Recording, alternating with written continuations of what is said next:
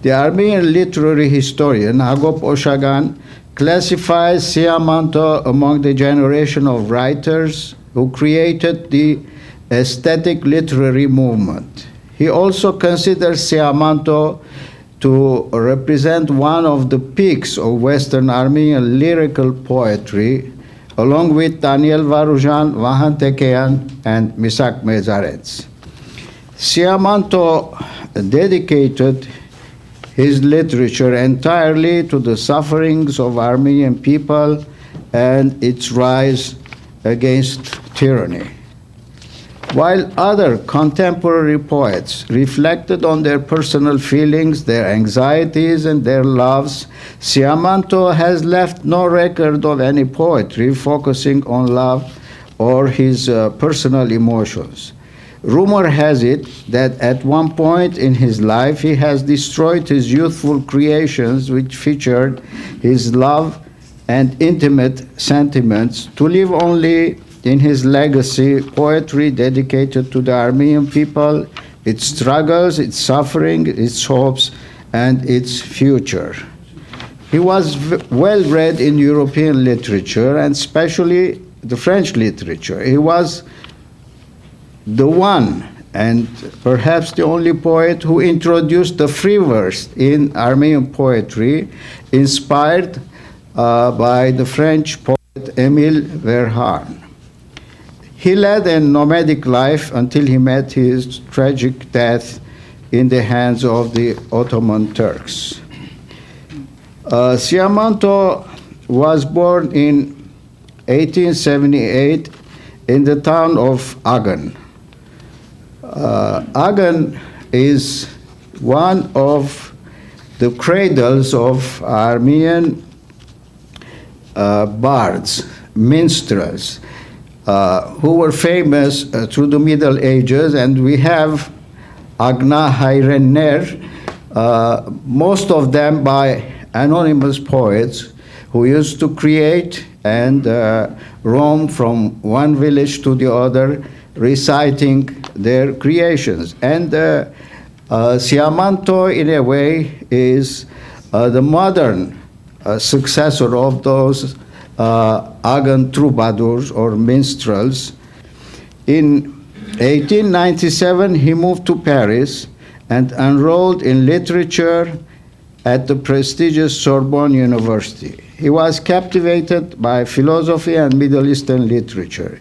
He had to work various jobs pursuing his studies because of his hard financial situation.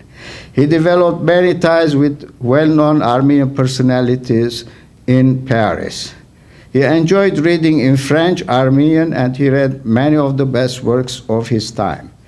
From Paris, he moved to Geneva in Switzerland, and he worked for the newspaper Troshak Journal, which was the organ of the Armenian Revolutionary Federation.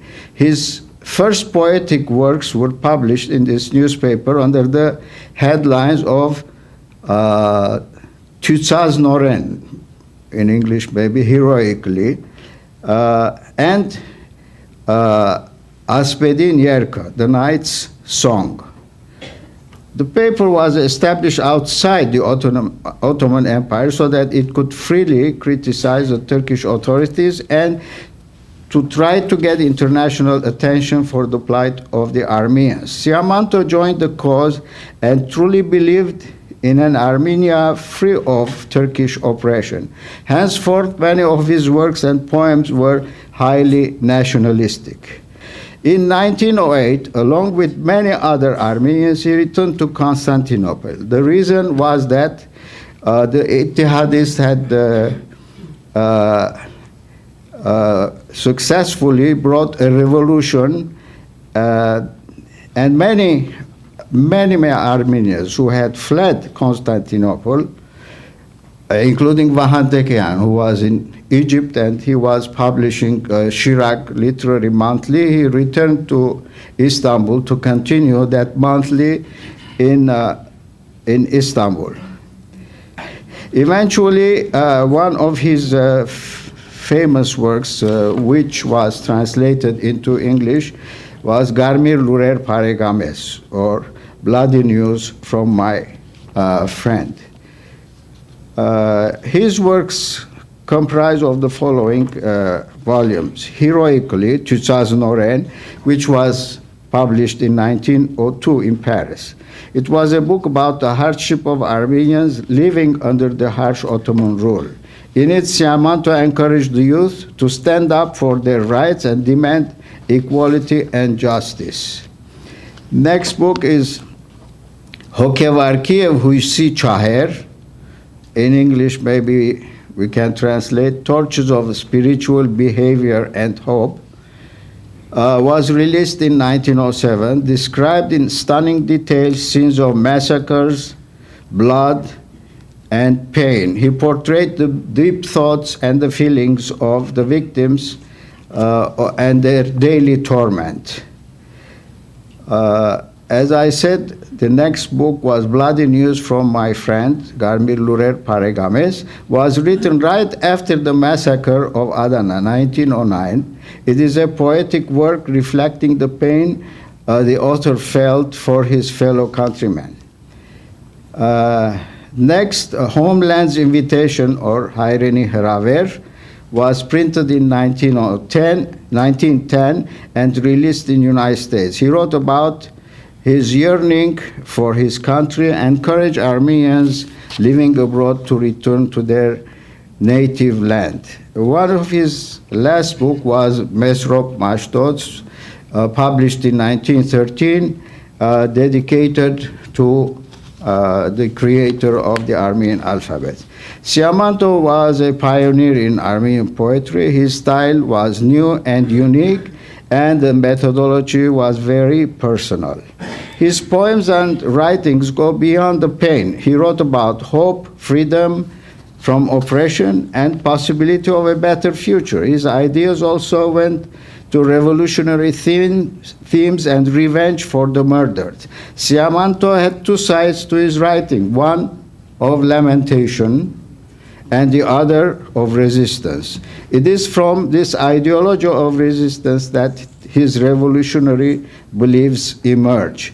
He was convinced that the road to salvation for his people was through armed struggle. He was hoping to ignite revolutionary generation of Armenians.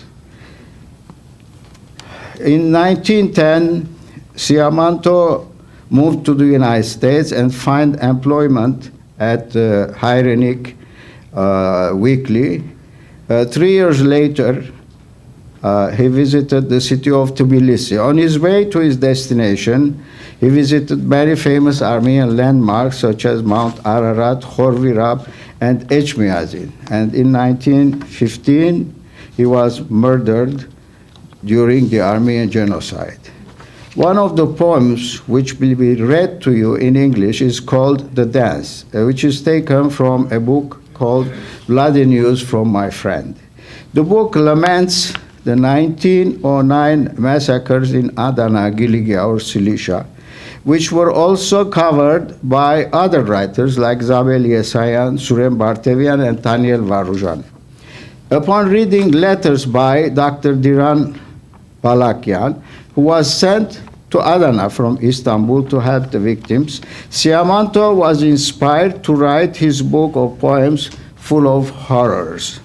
Dr. Balakian's grandson, the poet Peter Balakian, has translated these poems into English. It is a daunting task to translate SIAMANTO's poetry in any other language because of his convoluted and effervescent style, illuminated by the lightning of imagery and empowered by a dynamic torrent of newly coined poetic adjectives and adverbs. Writing about Mesrop Mashtots, SIAMANTO makes the following analogy addressing to Mesrop, the creator of the Armenian alphabet. Mesrop, you stand tall against the Armenian centuries as a rock of diamond. Returning the compliment to the martyred poet, we can say, SIAMANTO, you stand tall against the Armenian century, centuries as a rock of diamond. Thank you. This thing I'm telling you about, I saw with my own eyes. Behind my window, I clenched my teeth and watched the town of Bardes turn into a heap of ashes. The corpses were piled high as trees, and from the springs, from the streams and the road, the blood was a stubborn murmur and still calls revenge in my ear. Don't be afraid. I must tell you what I saw, so people will understand the crimes men do to men for 2 days by the road to the graveyard. Let the hearts of the world understand it was Sunday morning, the first useless Sunday, dawning on the corpses.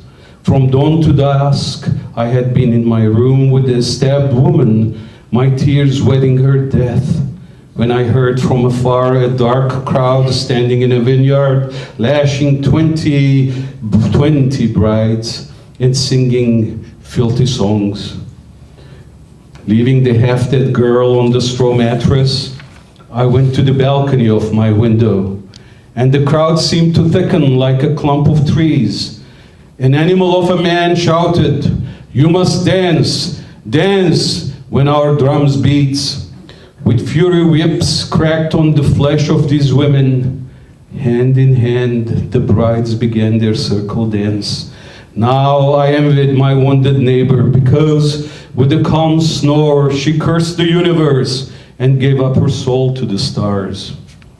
Dance, they raved, dance till you die, infidel beauties. With your flapping breasts dance, smile for us. You're abandoned now, you're naked slaves, so dance like a bunch of sluts. We are hot for your dead bodies. 20 graceful brides collapsed. Get up, the crowd screamed, brandishing their swords. Then someone brought a jug of kerosene. Human justice, I spit on your face. The brides were anointed. Dance, dance, they thundered. Here is a fragrance you can't get in Arabia.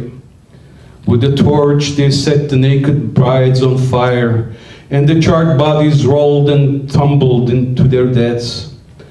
I slammed my shutters, sat down next to my dead girl, and asked, "How can I dig up my eyes?"